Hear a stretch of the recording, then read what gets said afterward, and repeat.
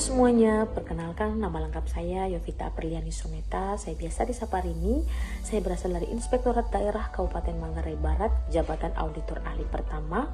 Dan saat ini saya merupakan salah satu peserta Latsar CPNS lingkup pemerintah Kabupaten Kota se-Nusa Tenggara Timur tahun 2026 dari gelombang 9 angkatan 278 kelompok 3 dan dengan nomor absen 10. Di video kali ini saya mau berbagi refleksi singkat saya tentang bagaimana kesan dan pesan saya mengikuti pembelajaran materi agenda kedua ini mulai dari MOC hingga e-learning saat ini bersama bida suara kita Bapak Stefanus STL MPA. Pada agenda kedua ini kami mempelajari tentang nilai-nilai dasar ASN berakhlak. Berakhlak merupakan singkatan dari berorientasi pelayanan, akuntabel, kompeten, harmoni, loyal, adaptif, dan kolaboratif. Contoh sikap atau tindakan yang sekiranya nanti kita implementasikan dalam dunia kerja kita sebagai seorang ASN dalam penerapan nilai-nilai dasar ASN berakhlak. Yang pertama adalah berorientasi pelayanan. Kita berkomitmen untuk memberikan pelayanan prima bagi masyarakat demi kepuasan masyarakat seperti menerapkan 5S, yaitu salam, senyum, sapa, sopan, santun saat kita menerima tamu atau masyarakat. Yang kedua adalah akuntabel, yaitu bertanggung jawab atas kepercayaan yang telah diberikan. Seperti contoh kita datang dan pulang kantor tepat waktu serta tidak lupa mematikan AC dan lampu di ruangan pada saat kita pulang kantor sebagai bentuk penghematan energi negara.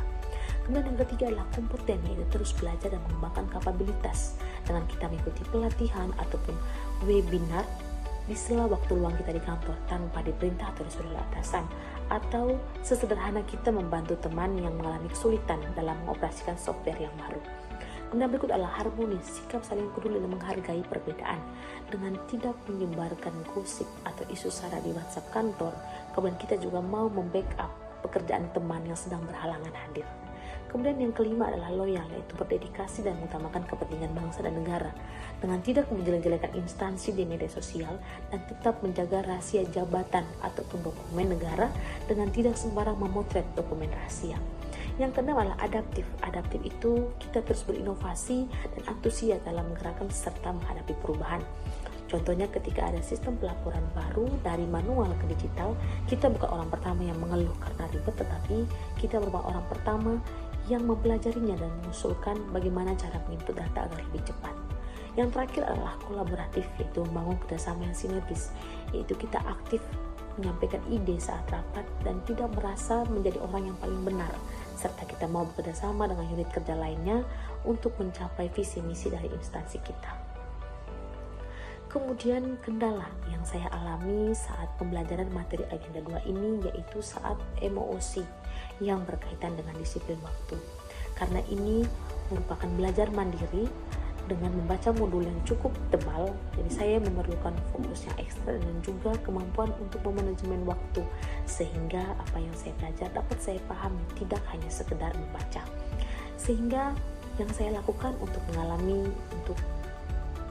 mengatasi kendala ini yaitu dengan berdiskusi intens dengan teman seangkatan, karena seringkali merasa bahwa penjelasan dari teman sejawat jauh lebih mudah dipahami atau dicerna daripada bahasa buku atau modul. Selain itu juga saya membuat catatan ringkas dan peta konsep untuk mempermudah mengaitkan antar materi. Sedangkan untuk e-learning sejauh ini saya tidak mengalami kendala, terutama pada saat pembelajaran materi agenda 2 ini, baik dari segi jaringan maupun batas waktu pengumpulan tugas. Pada pembelajaran materi agenda 2 ini juga dilakukan dengan metode sinkronus dan asinkronus.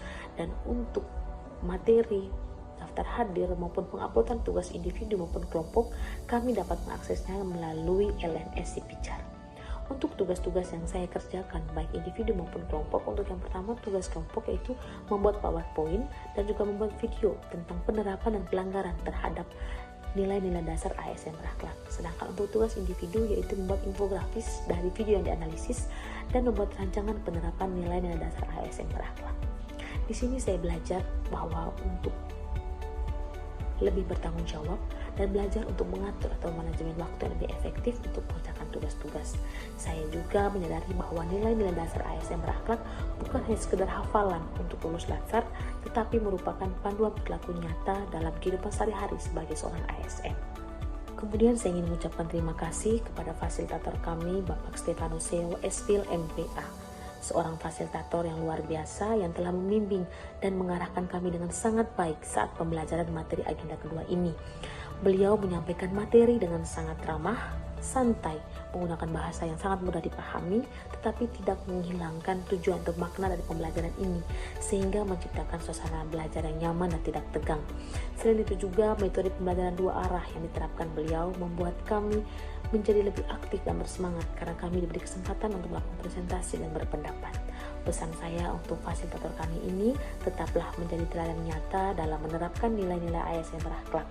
Semoga segala masukan, ilmu, dan bimbingan yang Bapak berikan kepada kami menjadi bekal berharga bagi kami untuk menjadi ASN yang berintegritas di masa depan. Sekian refleksi singkat saya dan terima kasih.